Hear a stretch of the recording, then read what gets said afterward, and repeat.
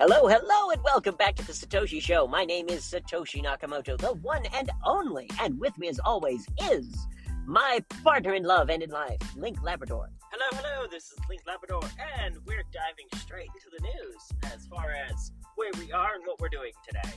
Absolutely. Well, what we're going to do first is we're going to go into a segment about the convention that we were just at, Anime Central, an absolutely fantastic convention for many reasons.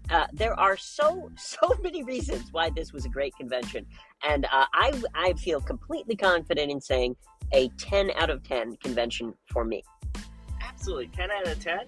One thing that I wish we had more time to do would be next time our aim is to go through and interview more people about anime and what they like for anime. Absolutely. Well, here's the thing. We had an opportunity to interview a couple of people, and it was so incredible. We said, well, we should have interviewed more. Exactly. So that's what you're trying to say. Let me translate the ADHD a little bit. Yes. He's saying it was great, and my only wish is we had done even more. We got the amazing opportunity to interview Jonah Scott, the voice of Legoshi on Beastars, and the voice of many other anime characters as well, but that's the one that I know him best as a flaming furry, as I would say. Absolutely. And as far as interviewing Jonah Scott, that was wonderful, marvelous, and I learned more about this wonderful character.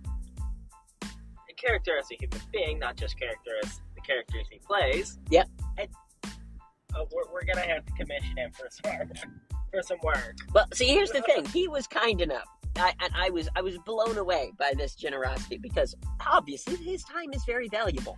He charges a lot of money for his voice acting work, and he was willing, because of the nature of your business being a nonprofit, he was willing to do it for free. In fact, we should send him a tax deduction.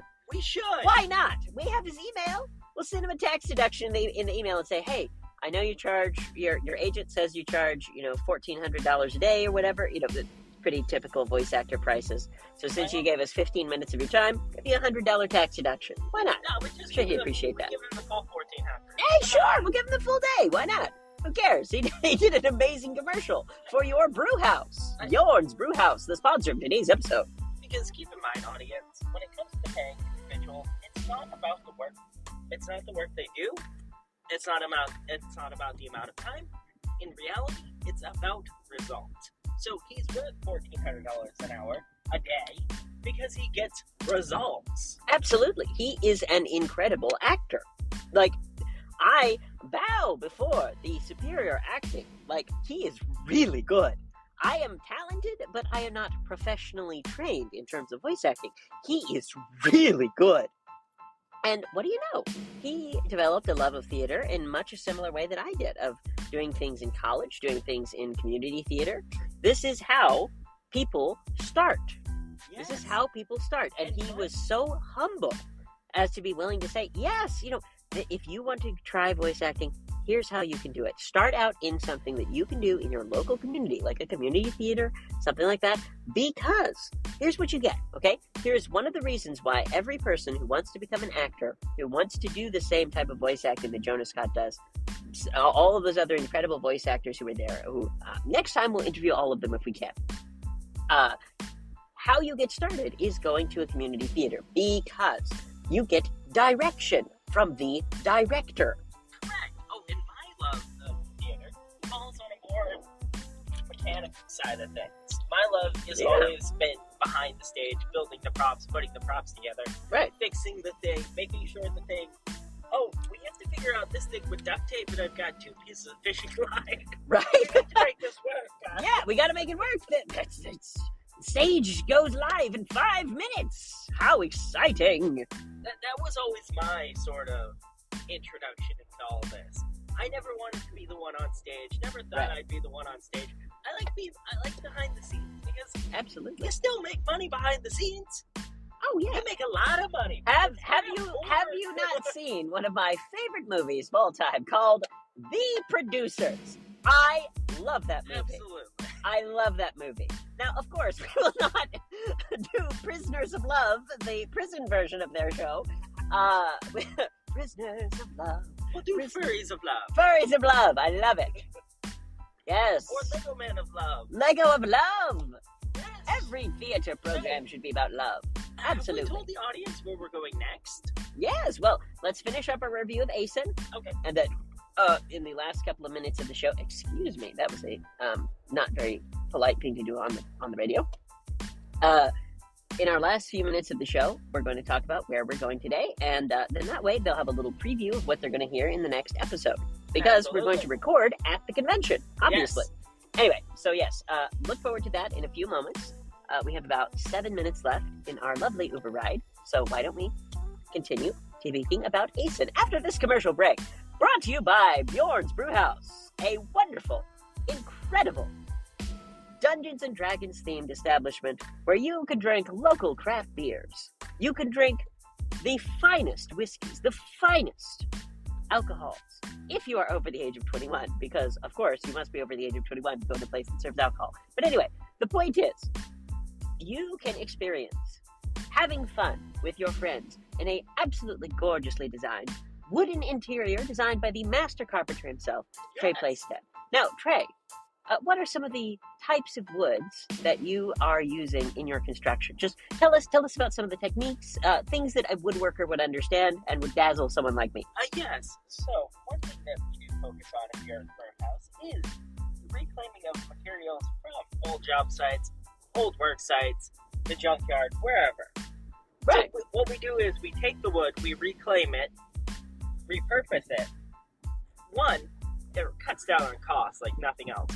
And two, if I can find me a 100-year-old piece of weathered wood, yes, please, thank you. That will look fantastic because the brew house will look 100 years old because the wood was 100 years old, people.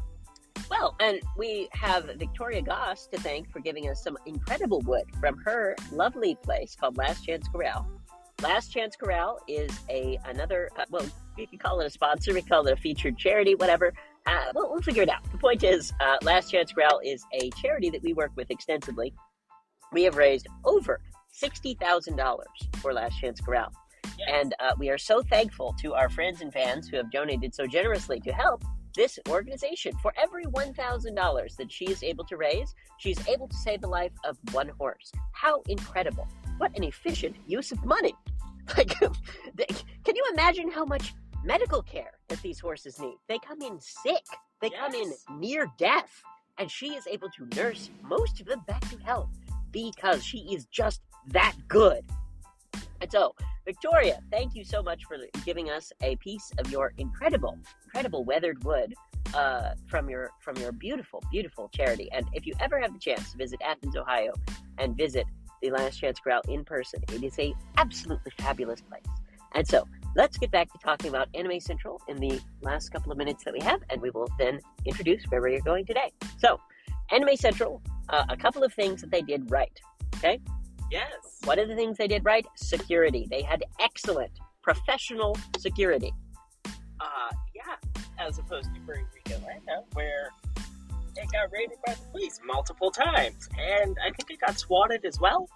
Yeah, it was a crap show. I can't say anything stronger than that for the radio, but it was a crap show, bud.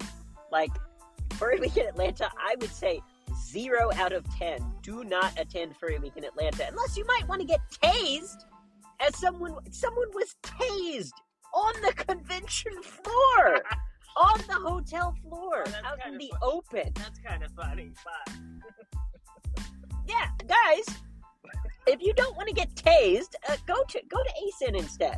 ASIN is a much better convention, and there were tons of furries there too. yes, It's basically just like a tiny furry convention. A couple hundred furries were there. So, go to ASIN. You'll have a much better time. by the way, most of the furry vendors were all there at ASIN anyway. Yeah, well, there's enough furries that go to these things now that there are furry vendors who will go to anime conventions and make a lot of money. Oh, yeah. So, anyway, another thing that ASIN did right, I would say, is the panels. The panels that we went into were very professionally done. Something that I find is unfortunately common at pony and furry conventions is the panels will be completely unprofessional. There'll be just a guy talking at a mic who's clearly never talked to a mic before. And that is not very entertaining. People are paying a lot of money to go to these panels. So, for example, why would you not, as a convention, do exactly what ASIN and other big conventions do and send people through a training course? Yes. So, for example, this is something I've been meaning to make for the podcast for a while. We'll do this this week, actually. Okay. It is we need to make a course that conventions can send out the link on YouTube to all the different episodes. Yep. And it's how to sound good while doing a convention panel. Because, my dear, do you know how big of a problem this is? There are so many panels at so many conventions that are terrible. It's a big enough problem that, one, I've noticed it. Mm-hmm. Two, you've noticed it. And we've interviewed several other people. Yeah. Who choose to remain unnamed, who have all noticed it. So. Yeah, it's a huge problem. And so what conventions does it really well. Yeah. But so let me give you an example that is very famous, okay? Yes. TED Talks. I'm sure you've heard of this on YouTube, right? Yep. Oh, yeah. Okay, TED Talks, they have a training course that you must take before you give a TED Talk, okay? Now, you don't have to be anywhere near as intense as TED. TED is very intense as to what the exact, way you speak and how you present yourself on stage and all this. We don't have to be anywhere near that precise. It's just very basic concepts. Here's some examples, okay? Yes. When you are speaking to the mic, sit in a confident posture. Yes. When you are talking to the mic, sit in a confident posture. Not because of any prideful reason, but it means that your voice comes out more clearly. And so, instead of speaking to the mic at the convention, how are you supposed to understand what that person is saying? Second question. To answer that first question, you can't understand what they're saying. Well, and we are about to get to our destination, so we are going to end it there. And thank you so much for listening, my friends. And we are headed to the incredible convention of Brick Fest live. And it is going to be an absolutely fabulous adventure. And thank you for joining us on this episode of The Satoshi Show. For more information, make sure to visit our website, 1490wwpr.com. 1490wwpr.com.